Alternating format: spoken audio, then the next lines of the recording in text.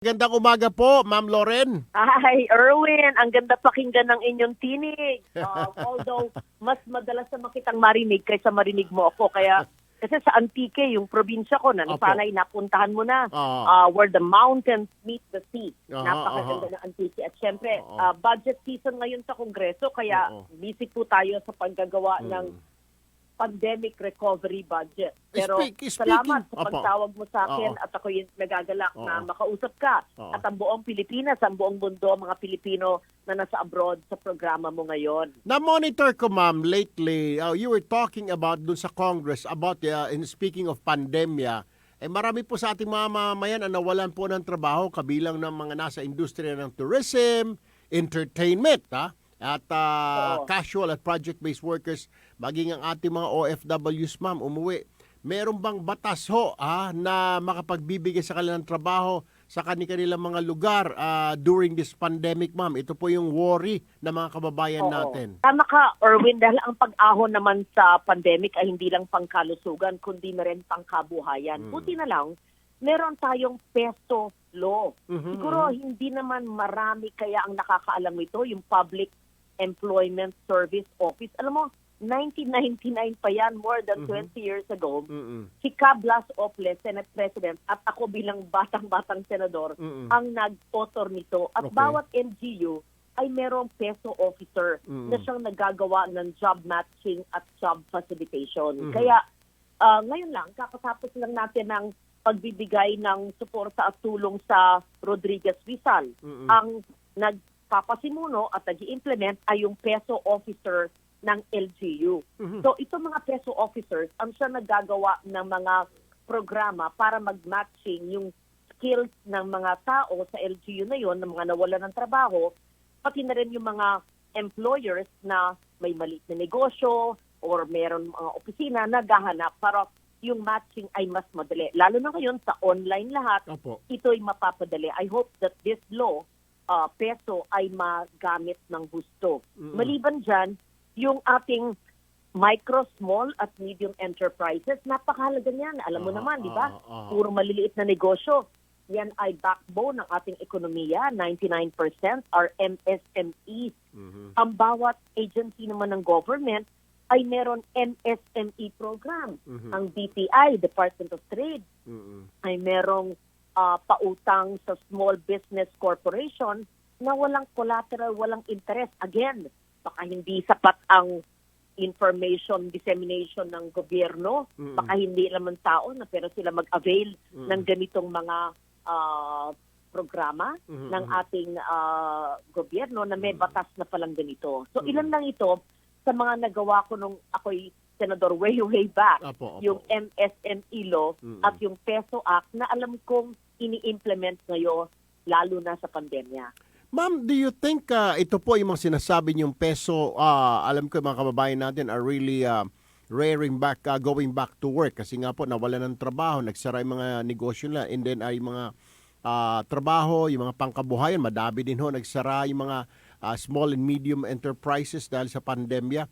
Do you think, ma'am, makakatulong after this? Kung hindi man after this, during the pandemic, siguro within the next few months before Christmas, do you think uusbong muli yung ekonomiya natin sa pamamagitan ng mga trabaho, or may mga available ba na trabaho ngayon sa mga peso na ino-offer, ma'am, at saka sa mga MSMEs, saan po sila pwedeng lumapit, ma'am, para makapag-loan o hanap ng mga puhunan muli?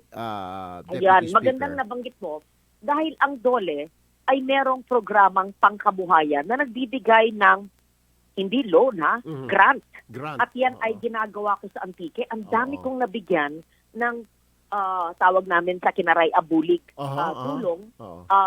At sila'y nagkaroon ng sariling maliliit na negosyo. Sabihin mo na, yung mga sakadang umuwi mula sa Negros, bumalik ng Antique, nagtayo ng community store o grocery maliit. O yung mga iba naman, ang gusto nila, mangisda o nabibigyan ng mga bangka. Yung iba ay gusto ng gulayan, nabibigyan ng kapital. Sa DOLE Pangkabuhayan ay meron capital assistance. Yung DOLE Tupad, alam natin yan, alam ng lahat ng mga politiko yan. Yan yung emergency employment 10 to 30 days yan na employment. Pero yung DOLE Pangkabuhayan, yan ay talaga pang assistance ng kapital at ng mga gamit. Kasi yung DTI, meron silang tinatawag na shared services facility. Naku, Right. hirap kasi ma-memorize sa mga pangalan ng programa ng gobyerno eh. Yes, Pero ma'am. ito'y maganda kasi nagbibigay sila ng equipment. Kumukha Yes. sa Antique. Gumawa ako ng isang brick making facility. Opo. O yung dating mga gumagawa ng clay pot, mga paso, Oo. meron na silang kiln or firing area Aha. para sa mga ginagawa nila. Mhm, Tapos mhm. nagtatayo din tayo ng bamboo processing center. Mhm. So ito ay mga napondohan na programa na pwedeng magbigay ang Right. Department of Trade and Industry Opo. sa mga association, Mhm. kooperatiba, Mhm. mga movement, ganyan, grupo ng mga nawalan ng trabaho. Mhm. So, hindi lang ito batas na narinig natin kasi I've seen it and I'm doing it myself sa Antique. At ngayon kong na-appreciate yung mga batas na ginawa natin, namin sa Kongreso, Opo. na kala ko, baka ink on paper lang yan. Pero ini-implement and nakikita ko yung magandang resulta Mhm. sa pagbibigay ng pangkabuhayan. Kaya, Alright. uulitin ko po, dole pangkabuhayan, tanungin nyo sa iyong dole officer at sa peso officer. Mhm. Yang DTI Shared Services Facilities, yan ay existing na pondohan natin yan at yan ay ini-implement ng DTI. Alam nyo, sa mga 4Ps, yung mga pantawid pamilya, Yes. the poorest of the poor, so to speak, pwede sila mag-access din sa DSWD. Meron silang resiliency program. Tinan mo, baka hindi nila pinapaliwanag yan. Mhm. Yan ay meron cash for work. Mhm. At meron din sustainable livelihood program ang DSWD para na rin sa mga 4P families. So I'm glad na tanong mo to kasi I don't think ang mga tao alam nila, pinupuntuhan namin taon-taon yan sa budget. Mhm. O Yes, importante yes. Oo. na pupunta sa pinaka nangangailangan lalo na sa panahon ng pandemic. Alright. Ma'am, another point ho. Nung senador po kayo, laging itong mga teachers natin, hindi ho ninyo nakakalimutan sa paggawa po ninyo ng mga panukalang batas. You talk about our teachers. Ngayon po ay nandyan ho kayo ngayon sa Kongreso as Deputy Speaker. And then ngayon pandemic pa. Parang nakafocus tayo lahat sa mga frontliners, which tama nga naman. Pero paano itong mga teachers? Pasukan na ho ngayon. Meron po bang ikang kayo mensahe sa mga teachers natin ho?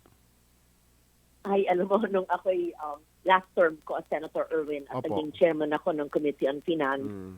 alam natin na October 5, malapit na yan, ay World Teachers Day. Right. Kaya sabi ko, bigyan natin ng allowance ang teachers sa World Teachers Day. Kaya nung ako'y chairman ng Finance, may karagdagan palaging 800 million pesos sa budget ng DepEd Aha. para sa special allowance for all public school teachers to be given yearly.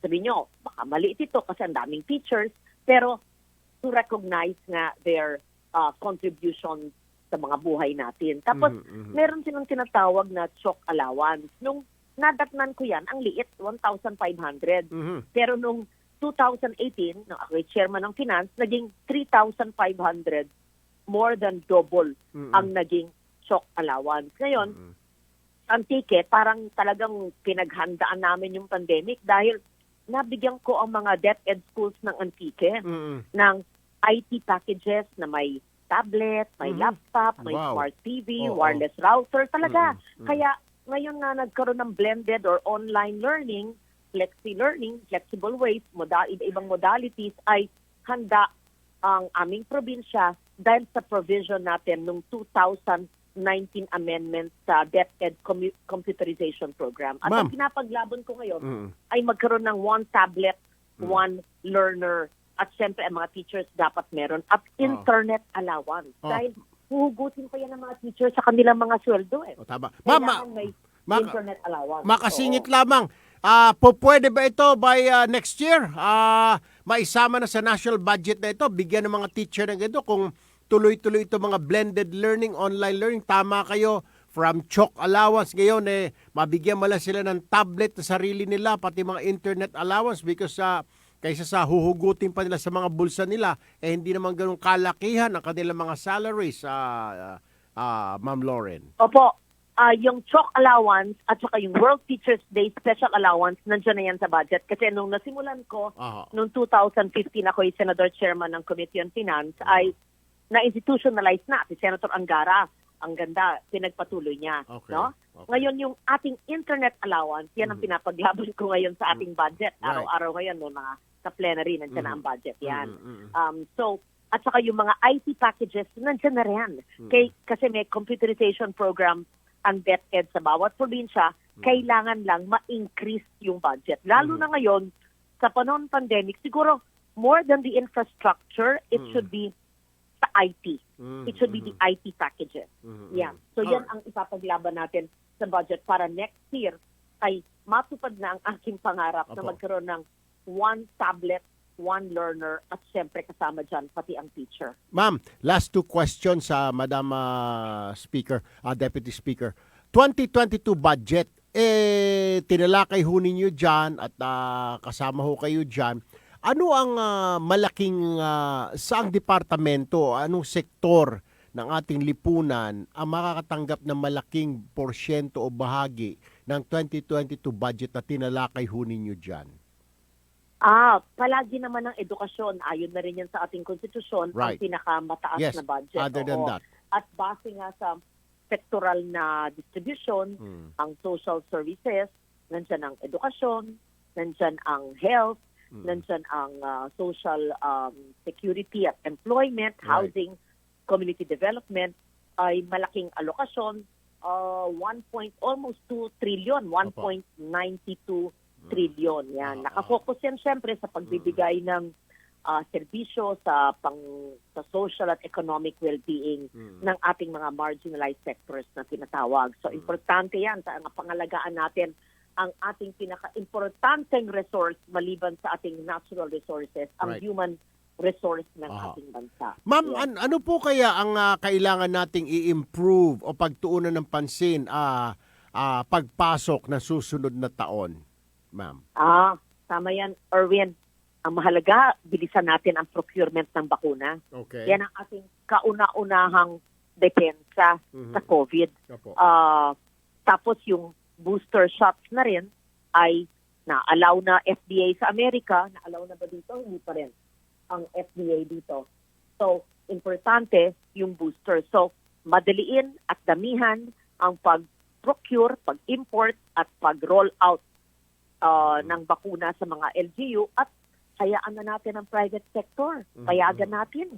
Mabilis sila kumilos at may pera para mag-import ng sarili kung meron pang mga sources. At I'm sure meron naman nagmamanufacture parang karagdagang mga bakuna. At sana ang ating pagbabakuna ay nasa isang madaling ma-access na online portal Right. para alam natin yung estado na ilan dumating, ilan nakapending, ilan na bakunahan sa isang lugar para we will feel safe. Opo. Ganun.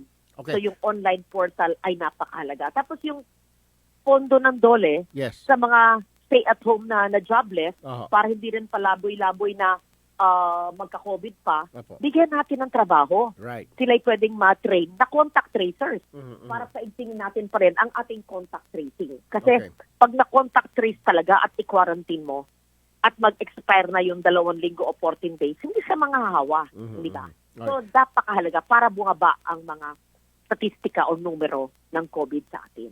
Meron hong nag-comment ho dito at sinasabi, sanay daw siya na nakikita kayo sa Senado. Any chance po ba this coming elections na aakyat ho kayo muli or you would stay there as Deputy Salamat. Speaker? Opo, salamat Erwin sa nag-Facebook sa'yo. Salamat din opo. sa inyong pagtanong. Oo, ako'y mag-file ngayong Oktubre ng aking kandidatura Yun. bilang senador. Oo. Alam mo naman, Oo. magkasama tayo sa broadcast dati. Yes. Tapos napunta ako Sana yung mga tao, ma'am, sa iyo na nasa Senado kayo eh. Oo nga, kasi ang haba, 1998 Aha. hanggang 2019, Erwin. At Oo. ang dalas mo ako interviewin noon, Yes, nung ako'y senador. yes, Parang yes. nakalimutan na niyo yata ako nung ako'y napunta sa Antique, di ba? Pero napakaganda na aking Opo. probinsya at I'm Right. sure nakikinig sila sa inyo. Right. Pag wala ng COVID, magandang maimbitahan kita. Yes. Oo. Okay. So, mukhang may makakasama yata akong malapit sa pamilya mo. Naku, Diba? parang alam Oo. ko na yun, Mama Oo. Lauren. Pero Anyway, hindi mo so, yata pwedeng interviewin pag sa pamilya mo, di ba? hindi po. So, ma'am, so you're Pero may running for... nababalitaan din ako sa iyo na magiging congressman ka yata eh. Patay tayo dyan. Nako, Ma'am Ayan, Lauren, patay. patay Ako na na naman. nagpintay ako, Bayari diba? tayo dyan. Oo. Ayun. Anyway, Ma'am Lauren Legarda, Ma'am Deputy Speaker, good luck po sa inyo and thank you po for your time with us this morning. We will be hearing from you pretty soon again, Ma'am. Salamat, Erwin. Thank you, ma'am. I really appreciate this. Regards sa buong pamilya. Opo. At sana'y madalas-dalas ang ating pag-uusap. Of course. Stay safe. and Of God course. bless. Thank you po. Good morning.